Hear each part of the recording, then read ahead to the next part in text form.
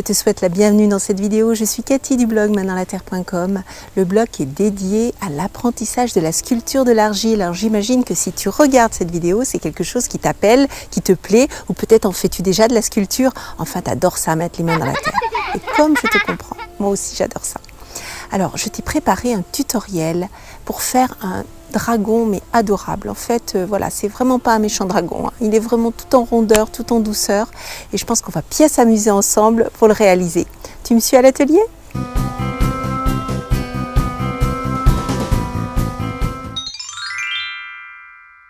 Bien, avant de commencer ce petit dragon ensemble, eh bien, je te propose de t'abonner à ma chaîne. Comme ça, tu vas pouvoir profiter de tout ce que j'offre sur Main dans la Terre. Des tutoriels, des interviews, plein de choses qui concernent évidemment ce qui te passionne. Sinon, tu ne serais pas là. Alors, en premier, je t'offre mon livre « Réussir ma première sculpture facilement ». C'est un premier livre facile d'accès si tu débutes ou si tu utilises de l'argile sans cuisson. Et puis, le deuxième, c'est une formation. Moi j'adore l'univers du Petit Prince et donc j'ai créé la sculpture du Petit Prince et je t'offre cette formation de A à Z. Alors pour tout ça, tu cliques sur les liens qui s'affichent à l'écran ou qui sont en dessous de la vidéo. Alors je te rappelle que si tu utilises de la terre à cuire ou de l'argile sans cuisson, au niveau du modelage, c'est exactement la même chose. La seule différence, c'est que si tu utilises de l'argile à cuire, il va falloir vider ton petit dragon. Pourquoi ? Parce que dans le four, qui monte, je te rappelle, à 980 degrés, donc il ne s'agit pas de cuire ton dragon dans un four de cuisine, réserve-le plutôt pour tes pizzas, l'air se dilate. Et quand l'air se dilate, il pousse les parois. S'il y a la moindre fissure, la moindre bulle, eh bien c'est là que ça explose. Mais je pense que tu peux vraiment réaliser ce petit dragon en argile sans cuisson. Comme ça, pas de soucis, pas de stress, tu le laisses sécher à l'air libre et tu pourras le patiner, le peindre de la même façon. Alors, comme à chaque fois, quand on commence une sculpture, on essaye de faire la forme la plus simple. Ici, ça va être un cône. Donc tu vas faire un cône. Ensuite, tu vas faire une grosse saucisse ou un boudin, ça va être le cou du dragon, et puis une énorme olive un peu plate pour faire la tête. Si ton argile est un peu molle parce que le cou du dragon est assez long, eh bien tu prends un pic en bois ou un vieux pinceau et tu traverses donc ton dragon de haut jusqu'en bas. Ça va permettre au cou de tenir. Maintenant, tu vas former le profil du dragon. Avec tes pouces, tu appuies au niveau des yeux et ça va faire ressortir son museau.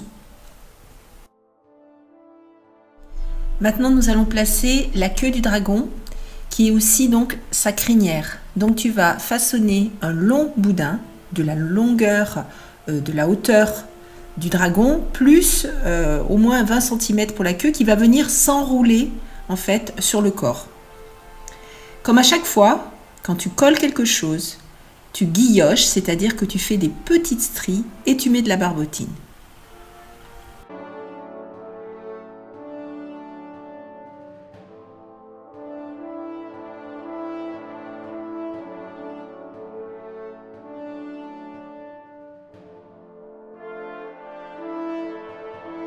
Une fois que tu as placé la queue, je te propose de renforcer la base de chaque côté et par en dessous.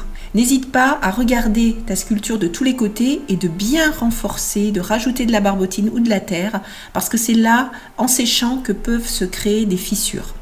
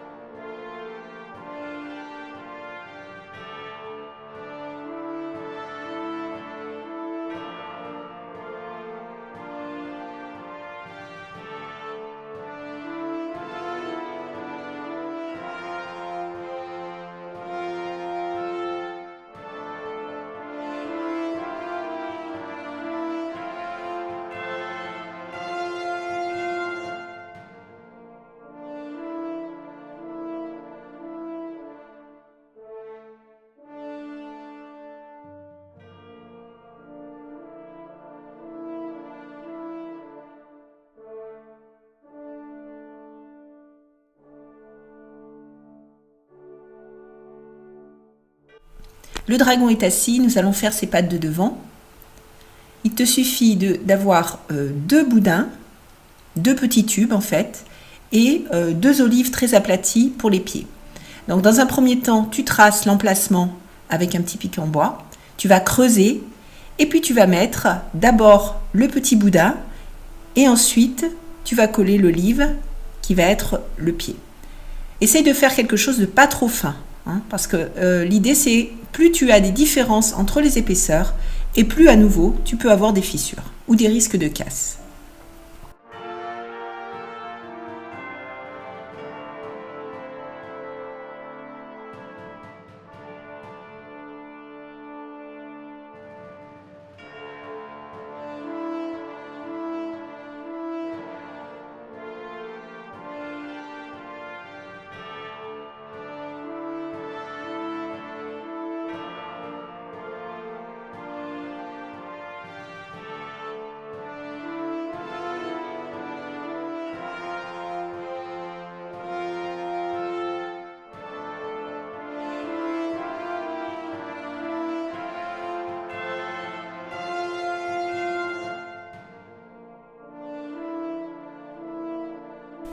Forme maintenant une sorte de petit triangle qui va être le bout de la queue du dragon. Scelle bien l'ensemble avec la queue que tu as déjà collée avec un petit pinceau. Tu pourras ensuite dessiner quelques traits pour plus de réalisme.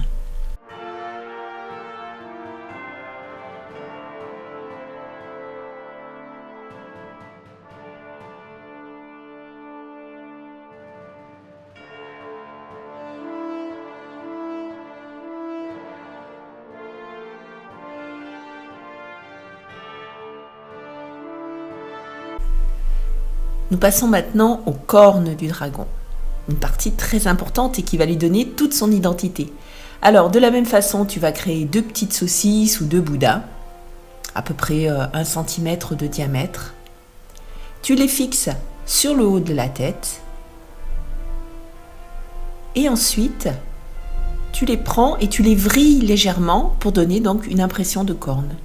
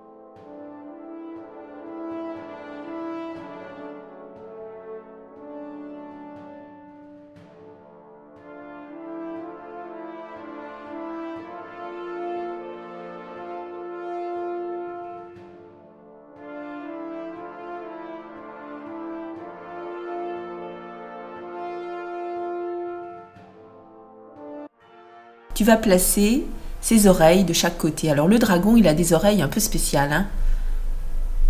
J'ai choisi de les faire sous forme de triangle, mais tu peux vraiment les inventer à ta façon.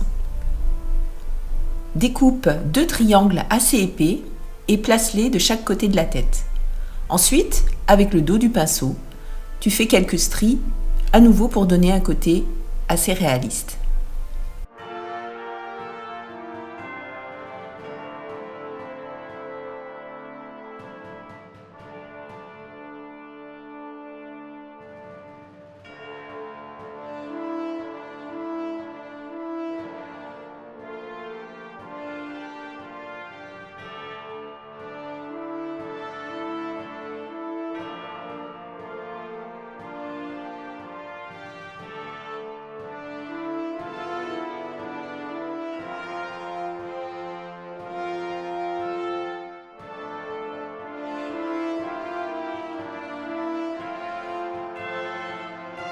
Maintenant, nous allons sculpter une partie importante du dragon, c'est sa crête.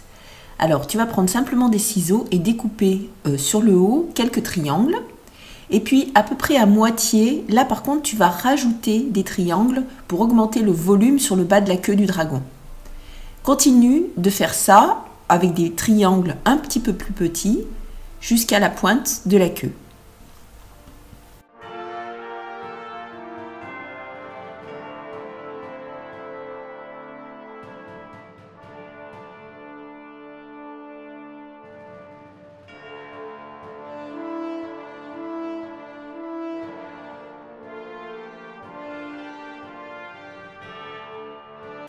Maintenant, nous allons faire une partie importante du dragon puisque c'est là où sort le feu, les flammes du dragon. Même si c'est un tout petit dragon, il crache quand même quelques flammes. Alors, dans un premier temps, tu vas faire 2 trous pour créer donc les naseaux. Et puis, au-dessus de ces 2 trous, tu rajoutes, on va dire, 2 sortes de masses pour donner du volume à son museau. Ensuite, tu crées ses yeux. Alors, c'est à toi de voir si tu veux lui donner un côté méchant, gentil. Moi, j'ai décidé de faire un gentil dragon. Alors, les yeux sont assez rapprochés.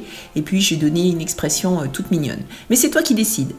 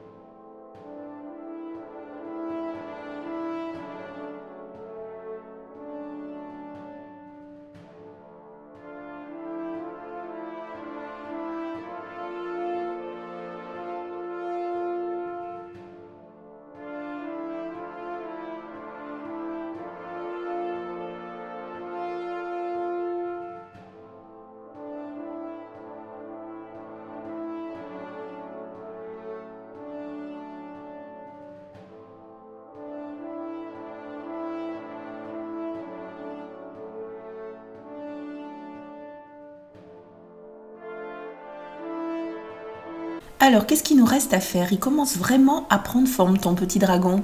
Qu'est-ce que t'en penses? Ah oui, les pattes de devant. Alors, les pattes de devant, j'ai choisi de les faire plutôt collées au corps avec l'illusion que le dragon a les mains dans les poches. Tu vois, c'est vraiment un dragon super décontracté. Et d'ailleurs, ça c'est quelque chose que je voudrais te dire. Quand tu fais de la sculpture, fais bien attention de ne pas faire des choses qui dépassent trop d'un côté ou de l'autre, parce que quand tu vas manipuler ta sculpture, eh ben, ça risque avec le temps de se casser. Donc fais plutôt des choses un petit peu ramassées, tu vois ce que je veux dire? Donc là, on va faire les pattes de devant. Tu vas faire 2 petits boudins. Elles sont complètement disproportionnées par rapport aux grosses pattes de derrière. Tu les colles au niveau des épaules. Tu vas tracer un petit trait pour simuler les poches. Tu rajoutes un petit boudin à nouveau au niveau des poches pour leur donner plus de volume et donner l'impression que la main du dragon est bien dans la poche. Et puis voilà, c'est fait. Tu as un dragon décontracté avec les mains dans les poches.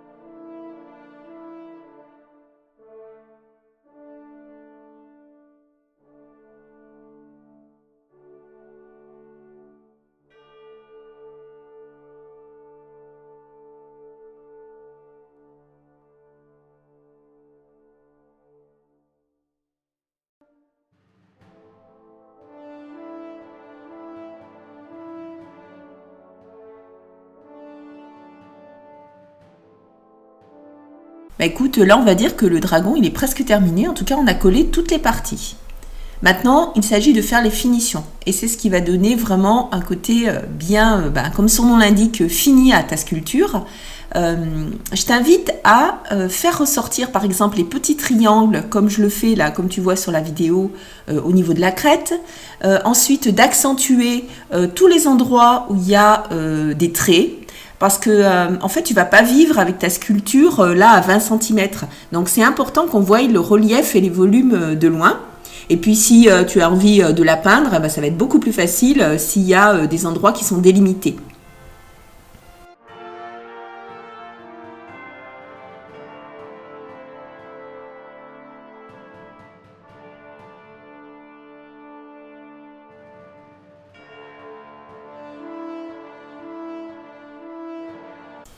On va travailler les pieds maintenant, on va lui faire des gros pieds très sympas avec des petits orteils. Donc tu coupes d'abord au niveau du pouce. Et puis après, tu découpes tout le reste pour faire les orteils. Regarde bien comme je fais et tu suis exactement mes gestes.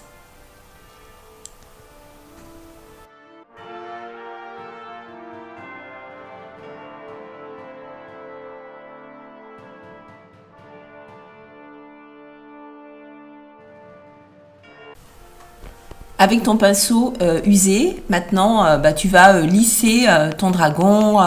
Tu vas, par exemple, faire des arrondis là où il y a encore des angles.